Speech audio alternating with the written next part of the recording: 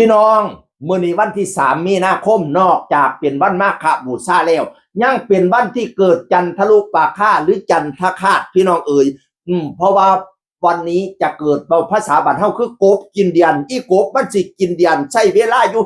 39นาทีผู้ใดอยากเบิ่งกบกินเดือนให้ไปจ้องเด้อเริ่มตั้งแต่เวลา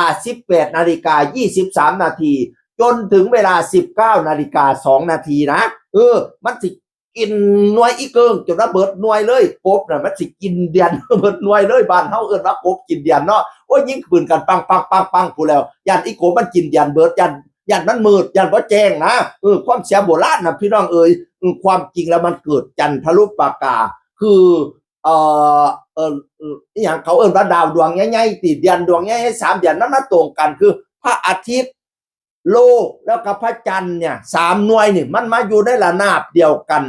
มันก็เลยเฮ็ดให้เกิดเฮาบ่เห็นดวงพระจันทร์เลยเกิดจันทรุปราคาพี่น้องเอ๋ยเหตุการณ์นี้ปกติแล้วโดยเฉลี่ย2ปีจะเกิดครั้งหนึ่งนะมักจะเกิดในวัน14ค่ำและ15ค่ำพี่น้องเอ๋ยปีนี้ข้าเจ้าคำนวณแล้วจะเกิดในวัน15ค่ำเดือน3เดือน4เนาะปีนี้มัน8 2 โหนวันมาฆบูชานี่แหละเวลา 18:23 นาทีจนถึง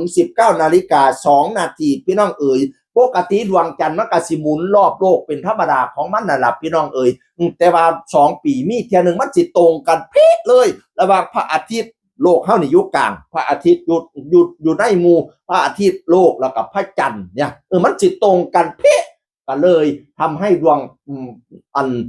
พระอาทิตย์มันบังกับโลกเนาะมันก็เลยไม่เห็นดวงจันทร์ก็เลยมืดมนอนทการเลยพี่น้องเอ๋ยจะเริ่มเวลา 18:23 นาทีจนถึง 19:02 นาทีนะความจริงแล้วเขาจะว่าอีเกิงน่ะตะเวดวงจันทร์น่ะมันสิขึ้นมาตั้งแต่เวลา 15:44 นาทีแต่มันก็บ่เห็นชัดแท้เนาะมันแจ้งอยู่พี่น้องเอ๋ยนี่ละสิเห็นเริ่มเห็นชัดๆนี่ 18:23 นาทีพี่น้องเอ๋ยแต่ก็สิเริ่มเข้าไปเรื่อยๆเนี่ยตั้งแต่เวลา 18:04 นาทีมันจะเริ่มกลืนเข้าไป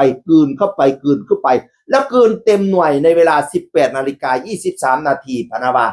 แล้วสิโจอยู่โดนเติบเด้39 นาทีพุ่นพี่น้องอย่าพลาดนะวันนี้อย่าพลาดนะพี่น้องเอ๋ยนั่นละเอามาเว้าสู่ฟังเตรียมตัวไปเบิ่งนำกันเด้อวันที่3มีนาคม 18:23 นาทีถึง 19:02 นาทีมีเวลา39 นาทีเต็มพี่น้องเอ๋ยแต่หลังจากนั้นมันก็สิค่อยเคลื่อนออกไปก็บ่แม่นว่าสิแจ้งโลกแล้วมันก็จะค่อยขยับออกพี่น้องเอ๋ยก็จะเห็นไปจนถึง 21 นาฬิกาพุ่นละแต่ว่าด้วยที่ว่ามันจะเห็นแบบกินเต็มดวง39 นาทีเร่งเบิ่งกันแล้วกันเขาเจ้าคำนวณว่าจังซี่พี่น้องเอ๋ยก็สิไปปูศาสตร์เตรียมตัวเบิ่ง เขาเจ้าว่าตอนเกิดจันทรุปราคาหรือว่ากบกินเดือนเนี่ยบางคนก็สิยิงปืนปังเคาะกระลงปงไล่มันออกย่านนั้นกินอีเกิงเฮาเบิดย่านเฮาบ่มีอีเกิง ย่านนั้นมืดยับก็คืนสินะเพราะว่าอีเกิงให้แสงยามก็คืนเนาะบางคนก็ไป